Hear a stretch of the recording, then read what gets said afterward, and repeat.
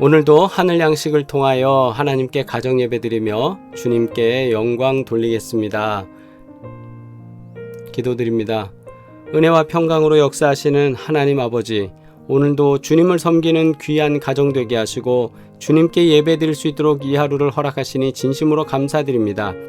하루 일과를 마치고 주님 앞에 모였사오니 예배하는 이 시간 복되게 하시고 가족들 머리 위에 하나님께서 복 주시는 귀한 은혜를 체험할 수 있도록 하나님 인도하여 주옵소서. 성령께서 주관하시고 하나님의 은혜로 이 시간을 붙잡아 주시옵소서. 감사드리며 예수 그리스도의 이름으로 기도드리옵나이다. 아멘.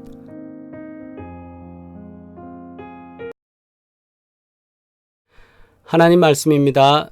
여호수아 24장 14절로 18절까지의 말씀 우리 받겠습니다. 그러므로 이제는 여호와를 경외하며 온전함과 진실함으로 그를 섬기라. 너희의 조상들이 강 저쪽과 애굽에서 섬기던 신들을 치워버리고 여호와만 섬기라. 만일 여호와를 섬기는 것이 너희에게 좋지 않게 보이거든 너희 조상들이 강 저쪽에서 섬기던 신들이든지 또는 너희가 거주하는 땅에 있는 아모리 족속의 신들이든지 너희가 섬길 자를 오늘 택하라.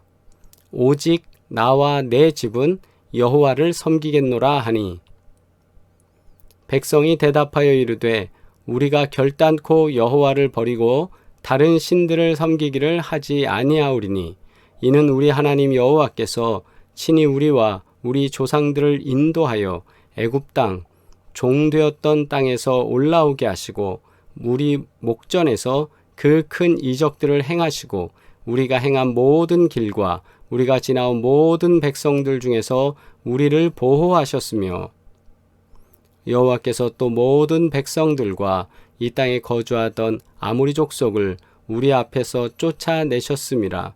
그러므로 우리도 여호와를 섬기리니 그는 우리 하나님이시니이다 하니라. 아멘. 할렐루야. 우리 갈릴리 교회를 섬기시는 하헌선 목사님께서 여호와만 섬기라는 제목의 설교를 통해 우리 함께 은혜 나누도록 하겠습니다. 주후 979년 이집트 기독교에 어마어마한 핍박이 절정에 이르렀을 때입니다. 이때는 이슬람 세력이 이집트 지역을 장악하고 있었고 그들은 이집트 안에 있는 기독교인들의 신앙생활에 대해서 많은 불만을 갖고 있었습니다. 이때 이집트 통치자인 알무즈는 교회 수장인 아브라함을 불러 이렇게 협박했다고 합니다. 너희가 믿는 성경에 너희에게 믿음이 겨자씨 한 알만큼만 있어도 이 산을 명하여 여기서 저기로 옮겨지라 하면 옮겨질 것이요 라는 말씀이 있지 않느냐. 그렇다면 일주일 안에 저 건너편 바위산을 옮겨 놓아라. 만일 그렇게 하지 못하면 모든 기독교인들을 죽이겠다. 이런 통지를 받은 아브라함은 돌아와서 며칠 기도를 했다고 합니다. 그래서 기도하는 가운데 하나님께서 구두 수성공인 시몬을 만나 도움을 청하라는 음성을 듣게 되었어요. 근데 그 음성을 들을 때 이렇게 되었답니다. 기도를 막 집에서 하고 있는데 하나님께서 지금 밖에 나가면 지나가는 사람이 있는데 그 사람한테 물어봐라. 어떻게 해야 될지를. 그렇게 해서 만난 게 문을 열었더니 구두 수성공인 시몬이었어요. 두 사람의 인도 아래에 기독교인들은 함께 금식하며 간절히 기도했습니다. 그렇게 시간이 흘러서 일주일이 지났습니다. 기독교인들을 죽이고자 알무즈의 군대가 왔을 때 하나님은 그들의 기도에 응답을 하셨는데요. 갑자기 하늘에서 굉음이 들리면서 바위산이 들려 옮겨졌습니다. 이 바위산이 옮겨질 때 이게 부서져서 옮겨지는 바위들이 있었고, 그 다음에 그 모습을 표현한 것은 마치 바위 거인이 걸어가는 듯하게 그런 식으로 그 현상이 나타나서 바로 앞에 보이던 그 바위산이 옮겨져서 이동을 한 겁니다. 이 기적적인 사건 이후에 이집트 기독교인들, 곱틱이라고 하는 그 사람들 뿐만 아니라 그 이슬람 세력 가운데 있는 사람들 중에서도 이 자연적 현상을 보면서 하나님께서 하셨다는 걸 믿고 개종하고 교회로 들어온 사람도 있다고 합니다. 그래서 이 사건 이후로 이집트의 기독교인들은 아무리 박해가 심해도 신앙을 끝까지 지켜왔다고 합니다. 그리고 지금도 우수한 실력의 인재가 되어도 현재 좋은 직장을 가질 수 없는 것이 이집트 내에서의 그리스도인들의 형편이라고 합니다. 그러면서 그들은 계속적으로 요구한답니다. 개종을 하라고 말입니다. 그런데 끝까지도 그리스도인들은 이슬람으로 개종하지 않습니다. 그들은 감당하기 어려운 핍박 속에서도 결코 이슬람으로 개종하지 않고 목숨 걸고 하나님만 섬겼습니다. 그들이 하는 일이라고는 쓰레기 버려진 그 무더기 속에서 분리수거를 해서 그걸 갖다 팔고 그걸로 일상의 생활을 하는 것입니다. 얼마나 힘든 것입니까? 얼마나 피곤한 일이겠습니까? 그런데 하나님을 위해서 세상의 것들은 다 포기하고 하루하루 연명하는 그 삶으로 그들은 살아가고 있습니다. 오늘 말씀 14절에 여호와만 섬기라. 죽음을 앞둔 여호수아는 비장한 각오로 이스라엘 백성에게 명령합니다. 여기서 섬기라는 단어는 매우 강한 명령형이라고 합니다. 여호와만 섬기길 바란다. 이게 아니라 여호와만 섬겨라. 너희가 여호와만 섬겨라. 왜 여호수아는 이렇게 강력한 메시지, 명령을 하였을까요? 우상 숭배는 죽는 길이고 하나님만을 섬기는 것이 이스라엘이 살 길임을 잘 알고 있었기 때문입니다.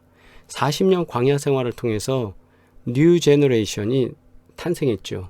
이미 애굽에서 살다가 출애굽을 한 사람들은 다 광야에서 죽었습니다. 여호수아와 갈렙만 빼고 말입니다.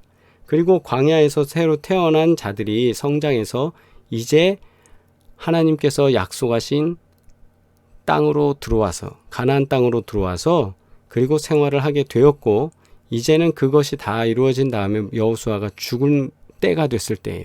나이가 들어서 이제 죽어야만 하는 시간이 올 때였습니다. 그때 분명히 여호수아는 얘기하는 겁니다. 너희가 우리 하나님이 신통치 않다면 그럼 먼저 저 강 저쪽에 있던 모압과 암몬 조상들 이집트 사람들이 섬기던 그 신을 섬기든지 아니면 이 땅에 있는 신을 섬겨라. 그러나 나와 우리 가족은 여호와만 섬기겠다. 너희도 여호와만 섬겨라. 이 말이에요. 굉장히 강력한 메시지입니다. 하나님만 섬기는 게 얼마나 힘든 건지 잘 알면서도 강력한 메시지를 넘기는 겁니다. 왜 여호수아는 이렇게 강력한 명령을 하였을까요?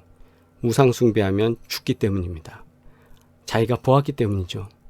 하나님만을 섬기는 것이 이스라엘이 살 길임을 잘 알고 있었기 때문에 다른 것 신경 쓰지 말고 다른 것 바라보지 말고 오직 여호와만 섬겨라. 그래서 일생의 사명을 마감하는 시점에서 마치 유언하듯 강한 어조로 부탁을 하고 있는 것입니다. 여호수아는 이어서 15절에 너희가 섬길 자를 오늘 택하라. 오직 나와 내 집은 여호와를 섬기겠노라. 고 선포하는 거죠. 이 선포는 백성에게 선택의 여지를 주고자 한 것이 아닙니다. 자신의 결단을 통해 온 이스라엘 백성은 주님을 저버리고 다른 신을 섬기는 일은 우리가 절대로 하지 않겠습니다. 오직 그분만이 우리의 하나님이십니다. 라고 대답하는 거죠. 다시 말하면 나는 너희들 그래 섬길 거 다 섬겨봐라.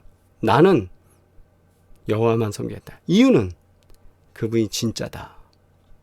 그거를 얘기하는 겁니다. 오직 나와 내 집은 여호와를 섬기겠노라. 여호수아의 이 뜨거운 고백이 결국 이스라엘 공동체의 고백이 되었습니다. 너도 나도 하겠다는 거죠. 오늘 하루 오직 하나님만 섬기겠다는 나와 내 가정의 고백이 주변으로 흘러가 생명력 있게 되기를 소망합니다. 우리 가정이 그렇게 되기를 원합니다. 우리 가문이 그렇게 되기를 원합니다. 잘 될 때, 좋을 때, 기쁠 때만 하나님 섬긴다고 하는 게 아니라 핍박 속에서도, 어려움 속에서도, 고난 속에서도 하나님 제대로 섬기겠습니다. 이 고백으로 살기를 주의 이름으로 축원합니다. 하나님을 향한 나 그리고 우리 가정의 믿음의 고백은 확실합니까? 우리가 교회에서 예배실 본당에 우리가 믿음의 서약을 하나 남겨놓지 않았습니까? 우리 가정은 계속 하나님을 섬기겠습니다. 하나님을 향한 우리의 믿음의 고백이 확실하고 분명하며 계속 오래되기를 주의 이름으로 축원합니다. 우리 공동기도 함께 드리겠습니다. 살아계신 하나님, 주님은 나와 우리 가정에 세상 무엇보다도 귀하고 소중한 분입니다. 어떤 상황, 어떤 순간에도 오직 하나님만을 의지하고 찾게 하옵소서. 그리하여 우리의 철저한 신앙과 거룩한 고백이 주님의 선한 영향력을 끼치게 하옵소서. 예수님의 이름으로 기도합니다. 아멘. 기독교 대한감리회 사랑의 교회. 사랑의 교회는 지하철 7호선 숭실대 입구역 2번 출구 480m에 위치하고 있습니다. 신앙생활에 도움을 받고자 하시는 분은 전화 070-4670-6589로 연락주세요. 주님의 평강이 함께 하시기를 기원합니다. 감사합니다.